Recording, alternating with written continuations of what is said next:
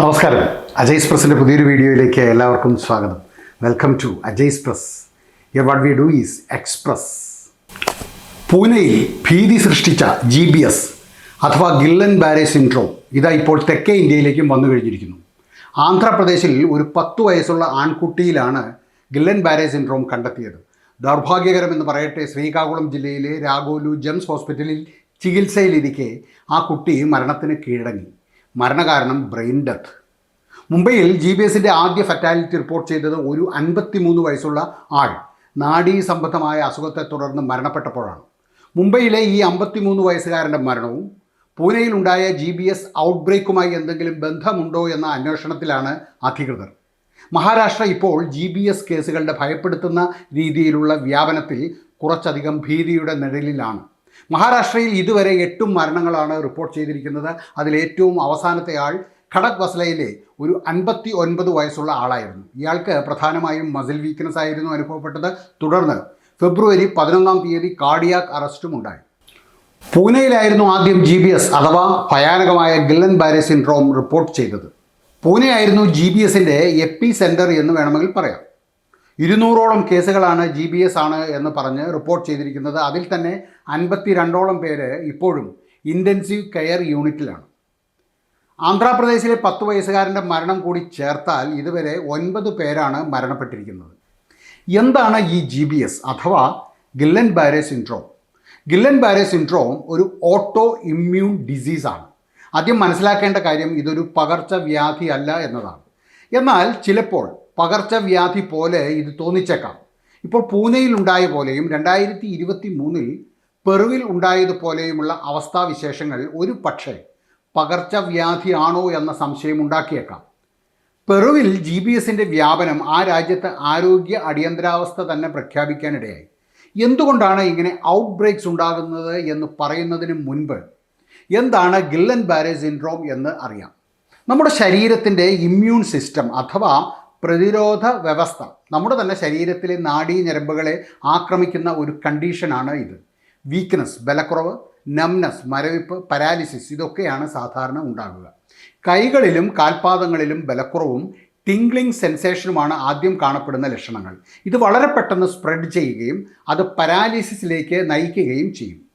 ഇതിൻ്റെ ഒരു serious form എന്ന് പറഞ്ഞാൽ അത് മെഡിക്കൽ എമർജൻസിയാണ്. അസുഖം ബാധിക്കുന്നവർക്ക് ഹോസ്പിറ്റലിൽ കിടത്തി ചികിത്സ തന്നെ വേണ്ടി വരും. വളരെ അപൂർവമായി മാത്രം കണ്ടുവരുന്ന ഒരു രോഗമാണ് GBS ഉണ്ടാകുവാനുള്ള കാരണങ്ങൾ എന്തെല്ലാമാണ്? ഇപ്പോഴും എക്സാക്റ്റ് റീസൺ അല്ലെങ്കിൽ കാരണങ്ങൾ അജ്ഞാതമാണ്. എന്നിരുന്നാലും 3-2 പേർക്ക് GBS ഉണ്ടാകുന്നതിന് 6 ആഴ്ചയ്ക്ക് മുൻപ് തന്നെ എന്തെങ്കിലും ഇൻഫെക്ഷൻ്റെ ലക്ഷണങ്ങൾ അവർ കാണിച്ചിട്ടുണ്ടാകും. ശ്വാസകോശ സംബന്ധമായ ഇൻഫെക്ഷനുകൾ, ഗ്യാസ്ട്രോ ഇൻറ്റസ്റ്റീനൽ ഇൻഫെക്ഷനുകൾ, COVID-19, സിക്ക വൈറസ് ഇതൊക്കെ ഇൻഫെക്ഷനുകൾക്ക് കാരണമായേക്കാം. ഇപ്പോഴും GBSന് കൃത്യമായ ഒരു ചികിത്സയില്ല. എന്നാൽ സിംറ്റംസ് കുറയ്ക്കുന്നതിനും അതേപോലെ തന്നെ രോഗി പെട്ടെന്ന് സുഖം പ്രാപിക്കുന്നതിനുമായുള്ള ട്രീറ്റ്മെൻറ്റുകളാണ് ഇപ്പോൾ ഉള്ളത്. പ്ലാസ്മ എക്സ്ചേഞ്ച് ആണ് ഒരു ചികിത്സാ രീതി. മറ്റൊന്ന് ഇമ്മ്യൂണോഗ്ലോബുലിൻ തെറാപ്പിയാണ്. ഇത് ഇൻട്രാവീനസ് ആയിട്ടാണ് കൊടുക്കുക. ഈ 2 രീതികളും ഒരേപോലെ എഫക്റ്റീവാണ് എന്നാണ് പറയുന്നത്. രോഗികൾക്ക് ഫിസിക്കൽ തെറാപ്പിയും മറ്റ് സപ്പോർട്ടീവ് തെറാപ്പിയും ഒക്കെ ആവശ്യമായി വന്നേക്കാം. മിക്കവാറും രോഗികൾ പൂർണ്ണമായും സുഖം പ്രാപിക്കാറുണ്ട്. എന്നാൽ ചിലപ്പോൾ അസുഖം മരണത്തിലേക്ക് നയിച്ചേക്കാം. ചിലർക്കൊക്കെ സുഖം പ്രാപിക്കുന്നതിന് വർഷങ്ങൾ എടുത്തേക്കാം. എന്നാൽ കൂടുതൽ പേർക്കും 6 മാസങ്ങൾ കഴിഞ്ഞാൽ നടക്കുവാൻ സാധിക്കാറുണ്ട്. എന്നാൽ ചിലർക്കെങ്കിലും ബലക്കുറവും മരവിപ്പും ക്ഷീണവും എല്ലാം കാലങ്ങളോളം നീണ്ടു നിന്നേക്കാം. എന്തൊക്കെയാണ് GBS സിംറ്റംസ്? കൈകളിലും കാൽപാദങ്ങളിലും ബലക്കുറവും ടിംഗ്ലിംഗ് സെൻസേഷനുമാണ് ആദ്യം കാണപ്പെടുന്ന ലക്ഷണങ്ങൾ. പിന്നീടത് ശരീരത്തിൻ്റെ മേൽഭാഗങ്ങളിലേക്കും കൈകളിലേക്കും വ്യാപിച്ചേക്കാം. ചില രോഗികൾക്ക് ആദ്യ സിംറ്റംസ് കൈകളിലും മുഖത്തും അനുഭവപ്പെടാറുണ്ട്. കൈവിരലുകളിലും കാൽവിരലുകളിലും ആംഗിളിലും റിസ്റ്റിലും പിന്നും സൂചിയും വെച്ച് കുത്തുന്നത് പോലെ തോന്നുക. കാലുകൾക്ക് ബലക്ഷയം തോന്നുക. പിന്നീടത് ശരീരത്തിൻ്റെ മേൽഭാഗത്തേക്ക് പടരുക. നടക്കുമ്പോൾ വേച്ചു പോകുക അല്ലെങ്കിൽ നടക്കാൻ പറ്റാതെയാകുക. പടികൾ കയറാൻ പറ്റാതെയാകുക. മുഖത്തിൻ്റെ ചലനങ്ങളിൽ, അതായത് സംസാരിക്കുമ്പോൾ, ചവയ്ക്കുമ്പോൾ, വിഴുങ്ങുമ്പോഴൊക്കെ ബുദ്ധിമുട്ട് അനുഭവപ്പെടുക. ഡബിൾ വിഷൻ, അതേപോലെ കണ്ണ് മൂവ് ചെയ്യാനേ പറ്റാതെയാകുക. അതികഠിനമായ വേദന അനുഭവപ്പെടുക, അത് രാത്രിയിൽ കൂടുതലാകുകയും ചെയ്യുക. ബ്ലാഡറിൻ്റെ പ്രവർത്തനം, അതേപോലെ ബൗവൽ ഫങ്ഷൻ ഇതെല്ലാം തകരാറിലാകുക, ഹാർട്ട് റേറ്റ് കൂടുക, ഉയർന്ന അല്ലെങ്കിൽ താഴ്ന്ന രക്തസമ്മർദ്ദം അനുഭവപ്പെടുക, ശ്വസിക്കാൻ ബുദ്ധിമുട്ട് അനുഭവപ്പെടുക. ഗില്ലൻ ബാരെ സിൻഡ്രോം ഉണ്ടാകുവാനുള്ള കാരണങ്ങൾ എന്തെല്ലാമാണ്? വ്യക്തമായ കാരണങ്ങൾ ഇപ്പോഴും അജ്ഞാതമാണ്. സാധാരണയായി ഒരു റെസ്പിറേറ്ററി ട്രാക്റ്റ് അല്ലെങ്കിൽ ഡൈജസ്റ്റീവ് ട്രാക്റ്റ് ഇൻഫെക്ഷന് ശേഷം, ദിവസങ്ങൾക്ക് ശേഷം അല്ലെങ്കിൽ ആഴ്ചകൾക്ക് ശേഷമാണ് ഗില്ലൻ ബാരെ സിൻഡ്രോം കാണപ്പെടുന്നത്. ഒരു സർജറിക്ക് ശേഷമോ വാക്സിനേഷന് ശേഷമോ പോലെയുള്ള ചുരുക്കം ചില സന്ദർഭങ്ങളിലും ഗില്ലൻ ബാരെ സിൻഡ്രോം ഉണ്ടാകുന്നതായി കണ്ടിട്ടുണ്ട്. എന്താണ് ഗില്ലൻ ബാരെ സിൻഡ്രോമിൽ സംഭവിക്കുന്നത്? നമ്മുടെ ശരീരത്തിലെ ഇമ്മ്യൂൺ സിസ്റ്റം അഥവാ പ്രതിരോധ വ്യവസ്ഥ സാധാരണഗതിയിൽ നമ്മുടെ ശരീരത്തിനെ ആക്രമിക്കുന്ന ജീവികൾക്കെതിരെ, ഓർഗാനിസംസിനെതിരെയാണ് പ്രവർത്തിക്കുക. എന്നാൽ ഇവിടെ GBSൽ അത് നമ്മുടെ തന്നെ നാഡികളെ ആക്രമിക്കുന്നു, പ്രധാനമായും പെരിഫറൽ നെർവ്സിനെ. നെർവ്സ് അല്ലെങ്കിൽ നാഡികളെ പൊതിഞ്ഞിട്ടുള്ള സുരക്ഷാ ആവരണം എന്ന് പറയാവുന്ന മൈലിൻ ഷീത്ത് എന്ന ആവരണത്തിന് നാശം സംഭവിക്കുന്നു.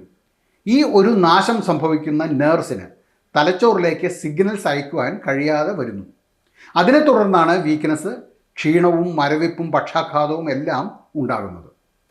ഇനി പറയുന്ന ഇൻഫെക്ഷനുകളെല്ലാം ഗില്ലൻ ബാരെ സിൻഡ്രോം ട്രിഗർ ചെയ്തേക്കാം.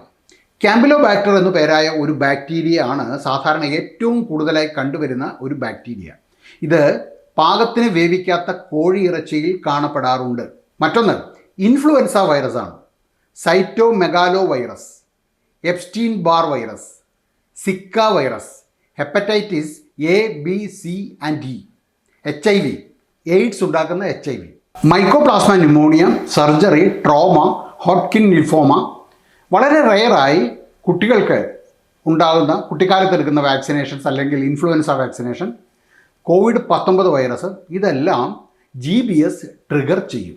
എല്ലാ പ്രായത്തിലും ഉള്ളവർക്ക് ഈ അസുഖം കണ്ടുവരാറുണ്ട്. പക്ഷേ പ്രായം കൂടുന്തോറും റിസ്ക് കൂടും. എന്നാൽ എന്തുകൊണ്ട് എന്നറിയില്ല, സ്ത്രീകളെക്കാൾ കൂടുതൽ ഇത് ബാധിച്ച് കാണുന്നത് പുരുഷന്മാരെയാണ്. ഇനി ഒരു ചോദ്യത്തിന് കൂടി ഉത്തരം പറയാം. GBS പകർച്ചവ്യാധി അല്ലെങ്കിലും എന്തുകൊണ്ടാണ് പൂനെയിലും പെറുവിലുമെല്ലാം ഔട്ട്ബ്രേക്ക് പോലെ വ്യാപകമായി കണ്ടുവന്നത്? നമ്മൾ നേരത്തെ പറഞ്ഞതുപോലെയുള്ള ഇൻഫെക്ഷനുകൾ ഉണ്ടായതിനു ശേഷമാണ് GBS പ്രത്യക്ഷപ്പെടുക. ഇങ്ങനെയുള്ള ബാക്ടീരിയൽ അല്ലെങ്കിൽ വൈറൽ ഇൻഫെക്ഷനുകൾ ജനസഞ്ചയത്തിലേക്ക് പെട്ടെന്ന് പടർന്നേക്കാം. ആ പകർച്ച ഒന്നിലേറെ ആൾക്കാർക്ക് ഒരേ സമയം GBS ഡെവലപ്പ് ചെയ്യുന്ന ഒരു അവസ്ഥാവിശേഷം ഉണ്ടാക്കും. GBS ഉള്ള ഒരാളിൽ നിന്ന് മറ്റൊരാളിലേക്ക് അസുഖം പകരില്ല എങ്കിലും ഇതുകൊണ്ടാണ് പലപ്പോഴും നമ്മൾ GBS ഔട്ട്ബ്രേക്ക് എന്ന് പറയുന്നത്. മലിനമായ ജലം, ഭക്ഷണം ഇതുപോലെയുള്ള ഏതെങ്കിലും ഒരു പൊതു സ്രോതസ്സാകാം ഇങ്ങനെയുള്ള ഇൻഫെക്ഷനുകൾ ഉണ്ടാക്കുന്നത്. കണ്ടാമിനേറ്റഡ് ആയിട്ടുള്ള ഭക്ഷണത്തിലും വെള്ളത്തിലൂടെയും എല്ലാം സ്പ്രെഡ് ചെയ്യുന്ന ഒരു ന്യൂറോ വൈറസ് പൂനെയിൽ അസുഖം ബാധിച്ച എല്ലാവരിലും തന്നെ കണ്ടെത്തിയിരുന്നു. ഈ neuro virus stomach flu, gastroenteritis ഒക്കെ അസുഖം ബാധിച്ചവരിൽ ഉണ്ടാക്കിയിരുന്നു. 2013-14 ഫ്രഞ്ച് പോളിനേഷ്യയിൽ ഉണ്ടായ സിക്ക വൈറസ് ഔട്ട്ബ്രേക്കിനെ തുടർന്ന് നിരവധി ആൾക്കാർക്ക് GBS ഉണ്ടായി. പെറുവിൽ ക്യാമ്പിലോബാക്ടർ ജിജൂനി ബാക്ടീരിയ ആയിരുന്നു ഔട്ട്ബ്രേക്കിൻ്റെ പ്രധാന കാരണം. ഈ വീഡിയോ ഇവിടെ പൂർണ്ണമാകുന്നു. നിങ്ങൾക്ക് ഈ വീഡിയോ ഇഷ്ടമായിട്ടുണ്ടെങ്കിൽ മറ്റുള്ളവർ കൂടി ഒന്ന് ഷെയർ ചെയ്തു കൊടുക്കുക. എല്ലാവർക്കും നല്ലൊരു ദിവസം ആശംസിക്കുന്നു. നന്ദി, നമസ്കാരം.